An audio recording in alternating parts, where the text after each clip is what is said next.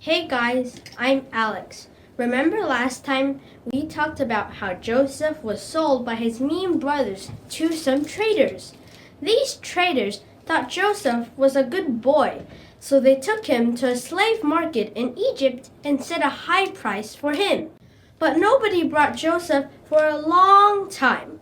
Finally, a powerful guard named Potiphar, who worked for Pharaoh, the king of Egypt, brought Joseph for a sky-high price. Potiphar really liked the smart and hard-working Joseph.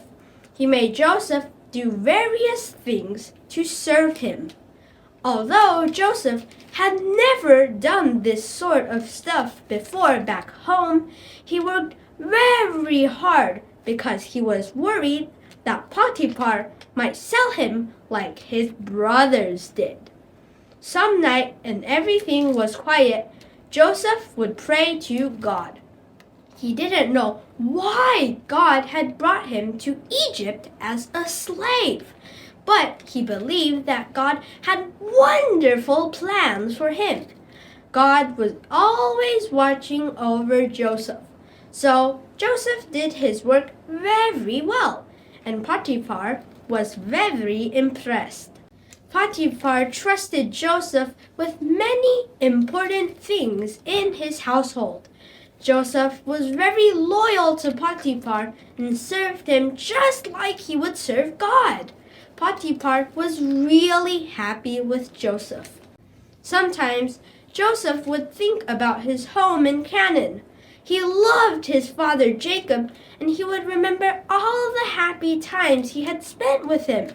Every time he thought about that, he felt angry at his brothers because if it weren't for them, he would still be with his father.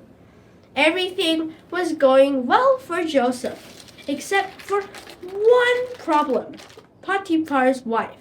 She liked Joseph because he was strong, handsome, and had an interesting way of talking.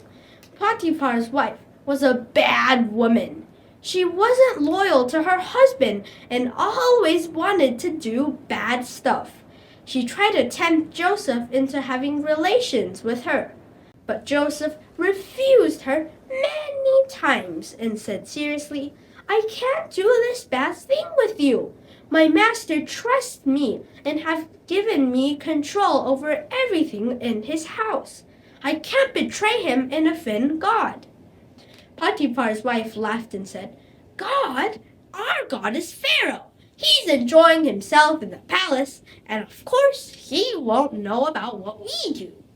Joseph replied, "My God isn't Pharaoh. My God knows everything, and I can't do bad things that would displease him." After that, Joseph tried to stay away from Potiphar's wife. This made her very mad, so she planned a trap to force Joseph to sleep with her. One day, when no one was in the house, Potiphar's wife ordered Joseph to come to her room to do some stuff. As soon as Joseph entered the room, she quickly closed the door, grabbed Joseph's coat, and walked towards the bed, trying to force Joseph to sleep with her. "Come on, there's no one else in the room. Come sleep with me." Oh my gosh, the temptation was so strong. Did Joseph do something bad?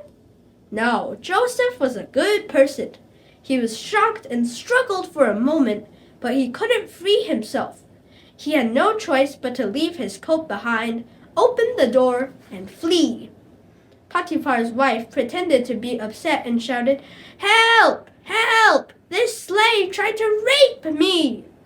People rushed into the room, and Potiphar's wife held up Joseph's coat while crying and saying, "This darn Joseph! He tried to rape me when I was alone in the room. Thankfully, I resisted him. Look, I still have his coat." When Potiphar returned from his work outside and heard what happened, he became very mad.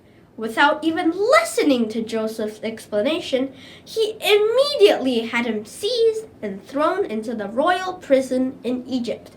Joseph was suddenly struck by such a heavy blow, and he felt very sad. He couldn't understand why his life was suddenly filled with so much bad stuff. In the darkness, he kept praying to God. Why am I being punished so badly when I haven't done anything wrong? God, please tell me. But God didn't tell him. What happened to Joseph afterwards? Please watch my next video. I'm Alex, and I use my drawings to tell interesting Bible stories. If you like my videos, please like, share, and subscribe. Thank you.